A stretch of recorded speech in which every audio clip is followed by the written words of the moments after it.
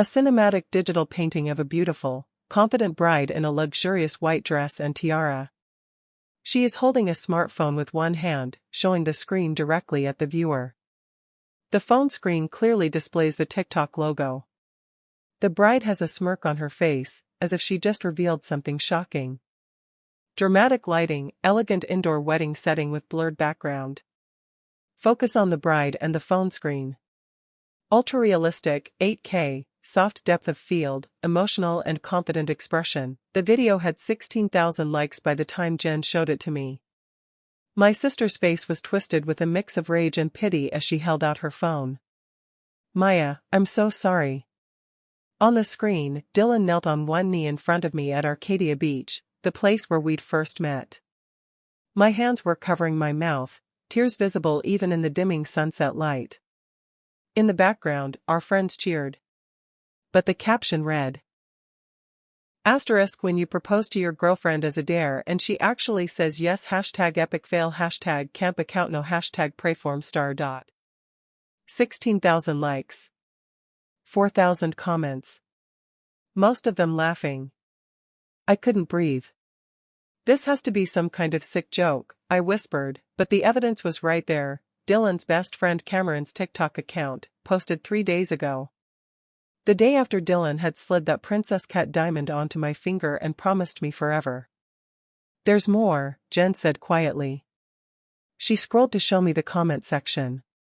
At Cam the man ***, bro lost the bet now he's losing his freedom LMAOO. At Dylan McKenzie 28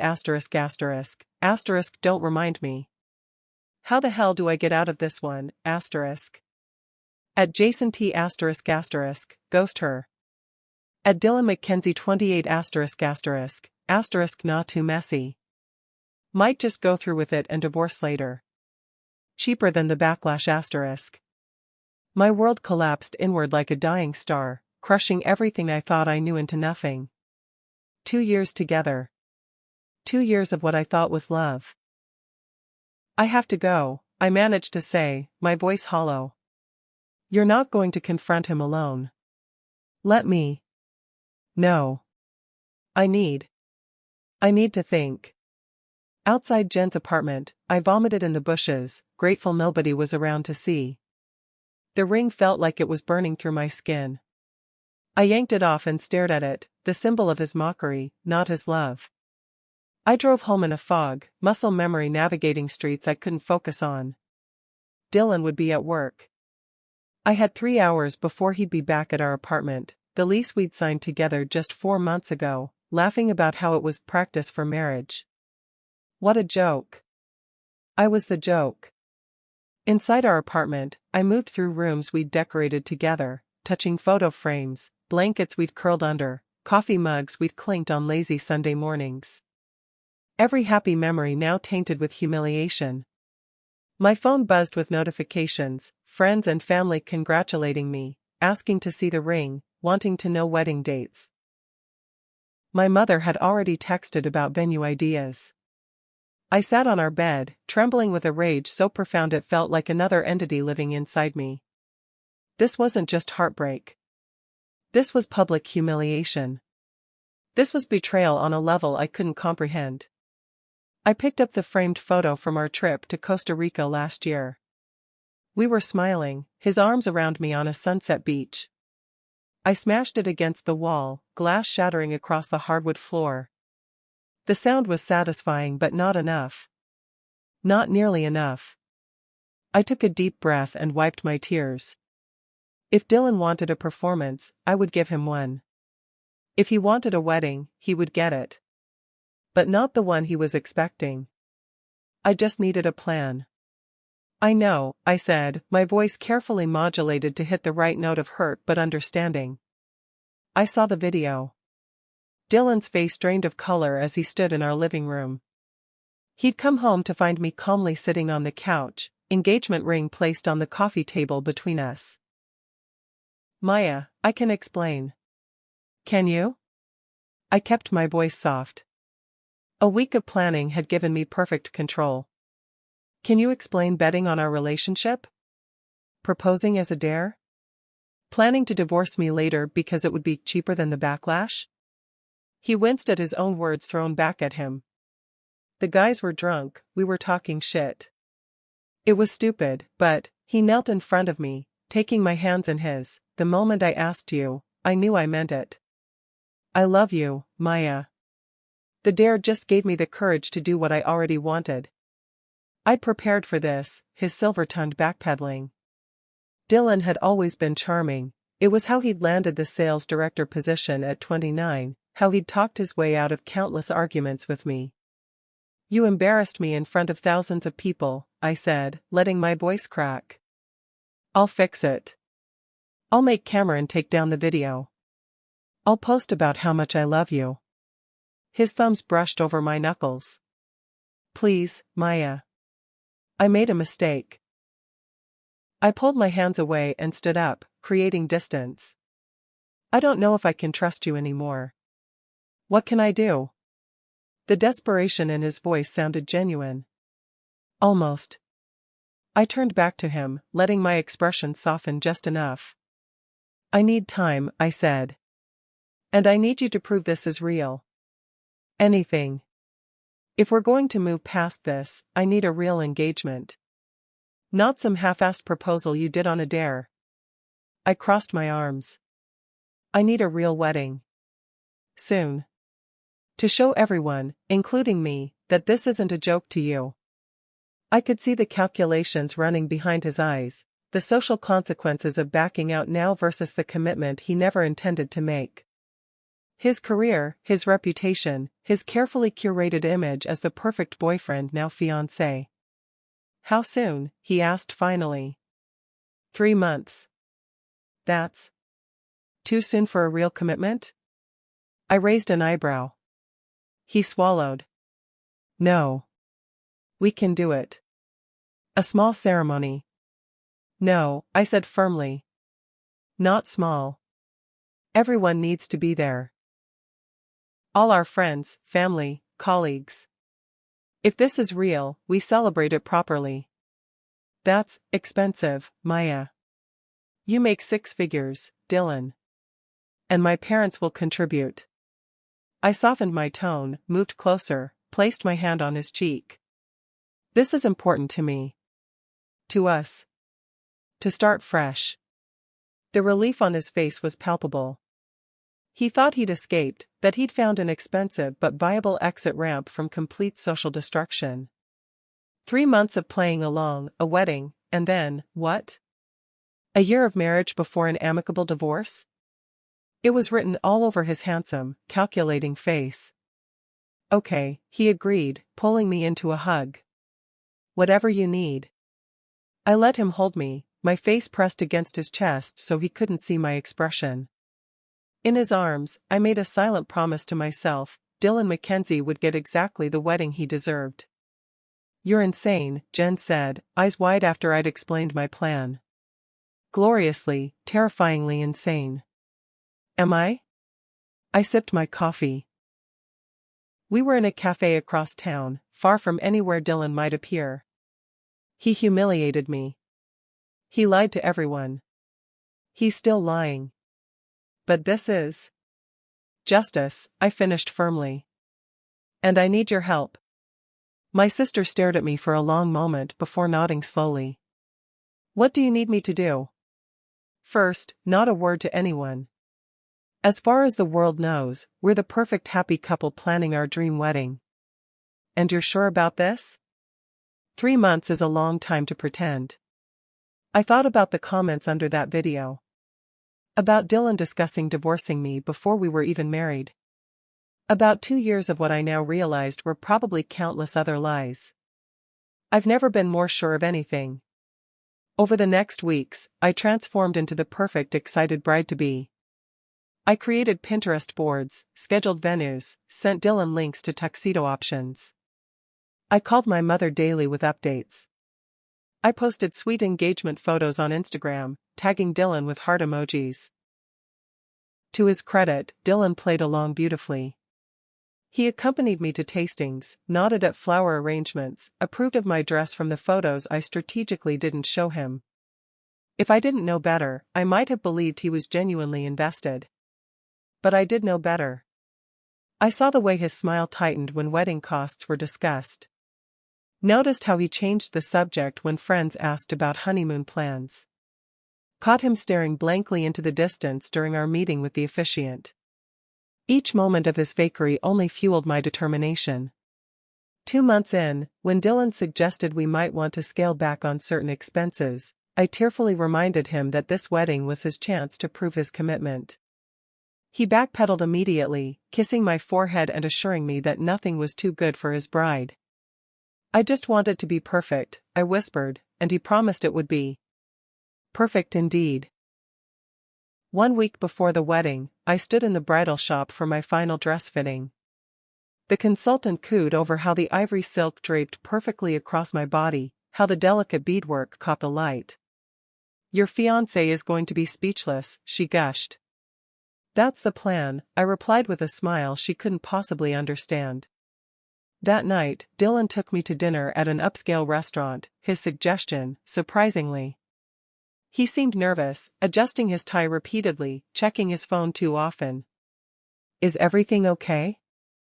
I asked, reaching for his hand across the table. Just work stress, he said quickly.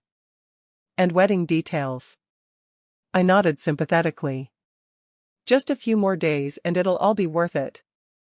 About that, he started, then stopped as the waiter brought our entrees. After the server left, Dylan leaned forward. Maya, I've been thinking. Here it comes, I thought.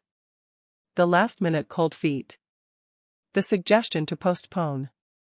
Maybe we should consider a prenup. He rushed on before I could respond. It's just smart business.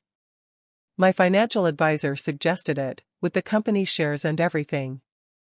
I blinked, genuinely surprised. This wasn't the conversation I'd expected. A week before the wedding? It's just paperwork. Protection for both of us, he said smoothly. You know I trust you completely. I took a sip of water, buying time to think. This could actually work in my favor. If that's what you think is best, I said finally. But I want to use my own lawyer to review it. Relief washed over his face. Of course. I'll have the draft sent over tomorrow. I smiled. You know what this means, though? What? You're stuck with me unless you want to pay up.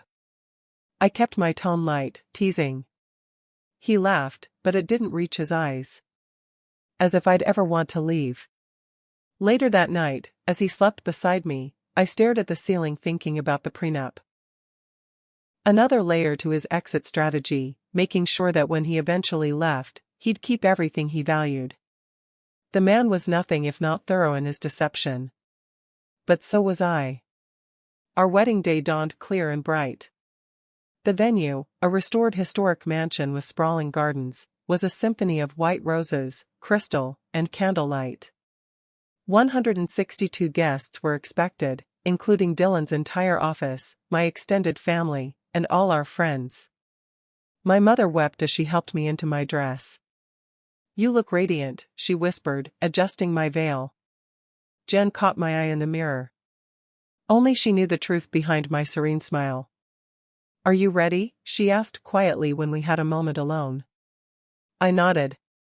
Everything is set. You can still call this off, she reminded me. Walk away. Start fresh somewhere else. For a moment, I considered it.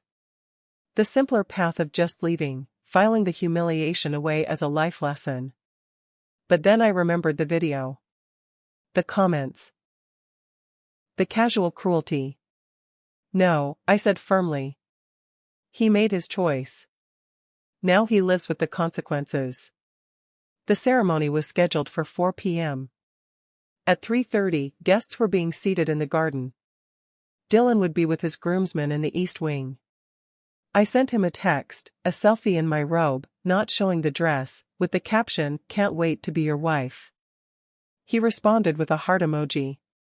So economical with his false affection. At 3:45, I asked Jen to deliver an envelope to Dylan. Tell him it's traditional for the bride and groom to exchange private letters before the ceremony. She nodded, understanding her role perfectly. I finished my makeup, adjusted my veil one last time, and waited. The wedding coordinator knocked on my door at 3:55. 5 minutes, Ms. Chen. I need a moment alone, I told my bridesmaids. Final bride thoughts. When they'd filed out, I took a deep breath and opened my clutch, removing a folded piece of paper. A printout of the TikTok comments, highlighted in yellow, with a simple note from me, I don't. I placed it carefully on the vanity, removed my engagement ring, and set it on top of the paper.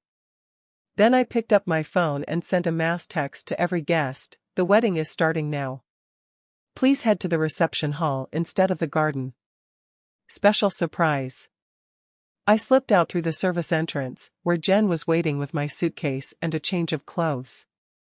The video is set to play at exactly 4 o'clock, she confirmed. Carson has the laptop ready. Carson, my college roommate's brother and an AV technician, had been happy to help when I'd explained the situation. The reception hall had a massive screen intended for our photo montage later. Now it would serve a different purpose. At 4:01, as I changed in the back of Jen's car, my phone exploded with notifications. They're watching it now, Jen said, checking her own messages. I had prepared a video of my own. A calm, clear explanation of what Dylan had done, with screenshots of the TikTok and comments as evidence. I explained that rather than subject myself to a marriage built on humiliation and lies, I was giving Dylan exactly what he wanted, freedom from the commitment he never intended to honor. I thanked the guests for coming and encouraged them to enjoy the fully paid reception, with my compliments. The final frame was a QR code linking to a charity for emotional abuse survivors, suggesting donations in lieu of returning wedding gifts. My phone rang, Dylan. I declined the call. Then my mother. Then his mother. I turned off my phone. Are you okay? Jen asked as she drove us to the airport. I looked out at the passing landscape, feeling lighter than I had in months. I will be. The first-class ticket to Bali had been expensive, but worth every penny of my savings. 3 weeks of solitude and healing before I would return to face whatever came next.